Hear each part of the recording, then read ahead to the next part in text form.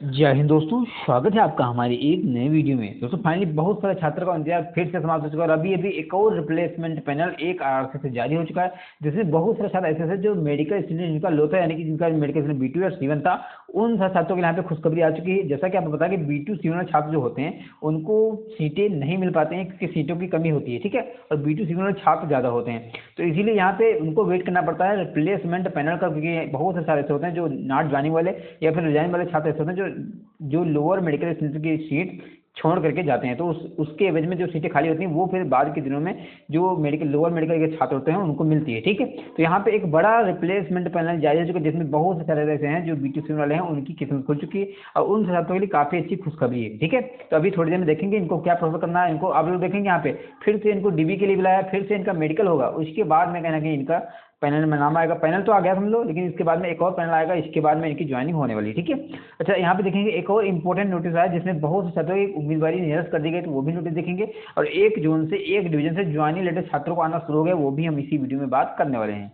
तो चलते हैं वीडियो को आगे लेकर बात करते हैं। देखो सबसे पहले अगर आपने चैनल को सब्सक्राइब नहीं किया, सभी चैनल को सब्सक्राइब जरूर करेंगे ताकि आपको ऐसे हेल्पफुल वीडियो टाइम टाइम मिलते हैं। अगर आप हमारे टेलीग्राम ग्रुप में नहीं हो तो टेलीग्राम का लिंक हमने वीडियो के डिस्क्रिप्शन बॉक्स में दे रखा है, आप टेलीग्राम जरूर ज्वाइन कर लीजिएगा, क्योंकि टेलीग्राम पे आपको सभी अपडेट टाइम टाइम दे दिए जाते हैं, ठीक है। अब चलते हैं वीडियो को आगे बात करते हैं बारी बारी से। चारों अपडेट की जो भी अपडेट हमारे पास हैं सभी आपके सामने थोड़ी देर में होंगे, ठीक है। अब चलते हैं वीडियो को आगे लेकर चलिए। देखो एक जोन है जिसका नाम है चेन्नई जोन, इसको बोलते हैं SR southern railway Chennai zone, ठीक है। तो यहाँ पे क्या हुआ, यहाँ पे आपको पता होगा एक पैनल आया था जिसका नाम था थर्ड DB का पैनल, ठीक है। तो यहाँ पे अब जाके मदुरई डिवीजन से भी ज्वाइनिंग लेटर आना छात्रों को शुरू हो गए। आज छात्र मेरे पास कॉल किया है, छात्र के पास हाफ लाइन भी आया है, छात्र के पास कॉल भी है और छात्र के पास ईमेल भी है। जिस छात्र के पास, ध्यान देना आप लोग, जिस छात्र के पास ईमेल बंद है या अभी ईमेल चालू नहीं है तो उसके पास ईमेल नहीं आ रहा है, उसके पास कॉल आ रहा है या आपके पास हाफ लाइन आ रहा है, ठीक है। इसलिए जितना भी अगर आप कोशिश करेंगे ईमेल चालू करने की तो वो चालू भी हो जाएगी, ठीक है। तो जितना हो सके उतना आप कोशिश करिएगा, लेकिन अगर नहीं भी हो रहा है तो आपको कोई दिक्कत नहीं है, आपके पास कॉल भी आएगा और आपके पास कहीं ना कहीं हाफ लाइन भी जनरेटर आएगा, ठीक है। बाकी आप अपडेट रहेंगे, चैनल साथ में बने रहेंगे, टेलीग्राम ग्रुप में बने रहेंगे, तो आपको टाइम टाइम अपडेट मिल जाया करेगी, यानी कि आप अपने ज्वाइन लेटर से वंचित नहीं रह जाएंगे, ठीक है। तो थोड़ा अपडेट रहना अगर आप ज्वाइन लेटर का वेट कर रहे हैं, ठीक है। तो जब मदुरई डिवीजन से आ चुका है, इसके पहले आपने देखा कि चेन्नई डिवीजन से ज्वाइन लेटर आ चुके हैं छात्रों को। इसके अलावा और भी डिवीजन है, धीरे धीरे आपको ज्वाइन लेटर देखने को मिलेंगे, ठीक है।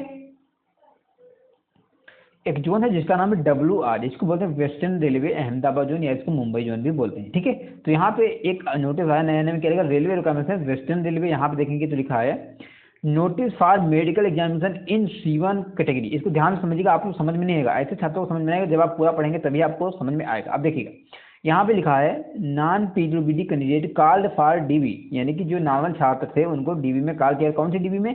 थर्ड DB में इनको कॉल किया गया था। एंड ऑनवर्ड वर एग्जाम यानी कि इनका जो मेडिकल हुआ था, मतलब कहने का मेडिकल जिनका लिया गया था वो 82 to B1 के लिए लिया गया था। आपको पता होगा कि यहाँ पे सेकंड DB में मतलब फर्स्ट DB में ही B2 और C1 वाली पोस्ट समाप्त होती है, इसलिए इनका मतलब आगे जो मेडिकल लिया था वो 82 to B1 तक लिया जाता है, ठीक है।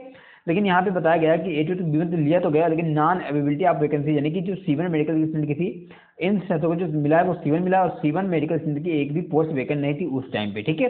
तो इन्होंने ये बताया now considering vacancies occurred due to non medical, मतलब यहाँ पे ये बोला गया कि यहाँ पे अब इनको कंसीडर किया गया है जो C1 वाले छात्र थे उनको, जो छात्र गैर भौतिकीकरण मतलब जो छात्र वहाँ पे नॉट ज्वाइनिंग वाले और कुछ रिजाइन वाले सीटें खाली करके गए, उसमें इन छात्रों को कंसीडर किया गया है। और यहाँ पे ये बताया गया कि इनका आप पैनल में नाम आ जाएगा, लेकिन इनको क्या किया गया, इनको द लिस्ट आप 13 कैंडिडेट UR के 6 हैं, ST के 3 हैं, ST के 3 हैं, EWS का 1 है, बीइंग कॉल्ड फॉर DB, यानी कि काफ़ी ज़्यादा टाइम हो गया, आपको पता होगा यहाँ पे करीब 1 साल से ऊपर हो गया, ठीक है। तो इनको DB के लिए फिर से बुलाया गया 21/10/2024 को, और इसके बाद में इनका मेडिकल भी होगा। इन्होंने ये भी बोला कि 4 से 3 दिन आपकी कहेंगे अपनी व्यवस्था करके जाए, क्योंकि आपको मेडिकल के लिए फिर से भेजा जाएगा और फिर से अगर आपका C1 तक मेडिकल आ जाता है तो आपकी जॉब कंफर्म है, क्योंकि आपकी सीटें अब वैकेंट हो चुकी हैं। लेकिन आपको ये भी पता होगा कि यहाँ पे, क्योंकि आपको ये भी पता होगा कि यहाँ पे अगर मान चलो 200 लड़के ऐसे हैं, 200 लड़के ऐसे हैं जो C1 पाए हुए हैं, ठीक है।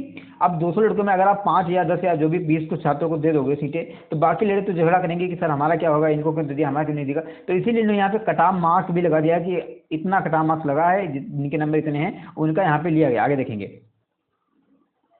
यहाँ पे देखिएगा तो यहाँ पे लिखा कट ऑफ मार्क्स, ठीक है। तो इन्होंने कट ऑफ मार्क्स भी लिख रखा है कि UR का आप कट ऑफ जो लिखा है 65.03 नंबर का है, SC का 55.35 नंबर, ST का 54.17 नंबर और EWS का 58.34 नंबर। ये कौन सा कट ऑफ है ये आपको पता होगा, ये कट ऑफ है C1 मेडिकल स्टैंडर्ड वाला है, समझ रहे हो कि C1 मेडिकल स्टैंडर्ड वाला, यानी कि अगर 200 छात्र हैं तो उसमें भी इन्होंने कटाव लगा दिया, टॉप लड़के लिए गए, ठीक है। तो अभी जो छात्र वेटिंग में हैं उनको बहुत कम उम्मीद है कि आपका मिल हो जाएगा, जो छात्र मतलब C1 B2 वाले हैं, क्योंकि यहाँ पे लड़के ज़्यादा होते हैं, सीटें बहुत कम खाली होती हैं। यहाँ पे देखेंगे मात्र 13 सीटें खाली हुई हैं, जिसमें UR के दिखेंगे आपको 1 2 3, ST के दिखेंगे, इसके बाद में तुम्हारे ST के दिखेंगे, इसके बाद में यहाँ पे UR के भी दिख जाएंगे, ST के और EW का एक छात्र दिखेगा, यहाँ पे UR के दिखेंगे, यानी कि UR SC ST और EW के छात्र यहाँ पे दिखेंगे। टोटल 13 छात्रों का यहाँ पे सिलेक्शन हो चुका है। जो छात्र कहाँ जाएंगे, जो छात्र जाएंगे मेडिकल के लिए और DB के लिए, ठीक है। यहाँ पे देखेंगे तो डेट 7/10/2024 का लिखा है, लेकिन साइट पे ये अभी भी जारी हुआ है, ठीक है। तो अच्छी खबर है इन छात्रों के लिए, इनका DB होगा, मेडिकल होगा, इसके बाद में इनकी कहीं ना कहीं अच्छे से पैनल बनाना होगा और इनकी ज्वाइनिंग होने वाली, यानी कि इनकी सीटें अब कन्फर्म हो चुकी हैं। बाकी आपको पता होगा कि C1 और B2 है तो उसकी उम्मीदें बहुत कम होती है, क्योंकि यहाँ पे छात्र बहुत ज़्यादा होते हैं, वैकेंसी बहुत कम खाली होती है, ठीक है। एक और जोन है जिसका नाम है WCR, यानी कि जबलपुर जोन, ठीक है। क्या लिखा है, रेलवे भर्ती प्रकोष्ठ, पश्चिम मध्य रेलवे जबलपुर। यहाँ पे एक नोटिस है जिसको मैंने देख नहीं पाया था, तो यहाँ पे क्या लिखा, केंद्रीकृत रोजगार अधिसूचना संख्या CN/019 के अंतर्गत लेवल 1 के पदों पर भर्ती के लिए आयोजित दस्तावेज सत्यापन संख्या 6 वगैरह, यानी कि 6D में जो कल हुआ है अनुपस्थिति, यानी कि 6ठी D में जो छात्र क्या हुए हैं अनुपस्थिति, यानी कि एब्सेंट हुए हैं, उम्मीदवारों के उम्मीदवारिता निरस्त करने हेतु महत्वपूर्ण सूचना संख्या वगैरह वगैरह, ठीक है। तो यहाँ पे 6ठी D में जो छात्र एब्सेंट हुए उनकी उम्मीदवारी निरस्त की गई, क्योंकि इनको बार बार मौका दिया गया, फिर भी ये छात्र वहाँ पे नहीं गए, ठीक है। तो यहाँ पे क्या लिखा, केंद्रीकृत रोजगार अधिसूचना संख्या CN/019 के अंतर्गत लेवल 1 के पदों पर भर्ती है तो रेलवे भर्ती प्रकोष्ठ कार्यालय पश्चिम मध्य रेलवे जबलपुर में आयोजित सत्यापन में 23/8/2024 को उक्त दिनांक में अनुपस्थित उम्मीदवारों के लिए रेलवे भर्ती प्रकोष्ठ पश्चिम मध्य रेलवे जबलपुर द्वारा दिनांक 26 तारीख को एक और मौका दिया गया को दस्तावेज एवं उम्मीदवार सत्यापन हेतु तिथि निर्धारित की गई थी, यानी कि एक और मौका दिया गया, उसके बाद में छात्र नहीं गए।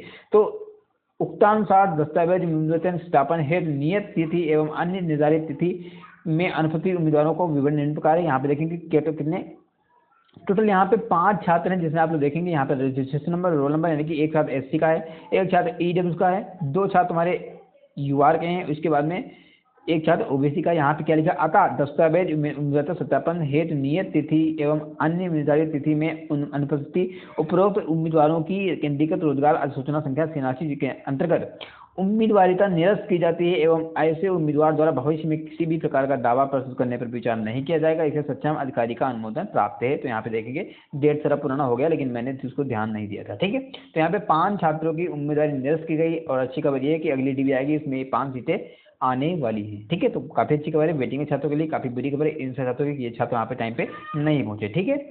तो यही थे 3 अपडेट, ठीक है। तो यहाँ पे क्या था अपडेट, एक तो रिप्लेसमेंट पैनल आया जो कि 13 छात्रों का आया हुआ है, एक यहाँ पे मदुरई डिवीजन से ज्वाइन लेटर आना शुरू हो गए हैं, एक हो गया यहाँ पे कंडीशन रद्द हुआ है, ठीक है। तो आज की वीडियो में इतने, वीडियो चलेगा वीडियो को लाइक कीजिएगा, चैनल को सब्सक्राइब कीजिएगा, मिलते हैं अच्छी वीडियो में। Bye bye, good evening, take care.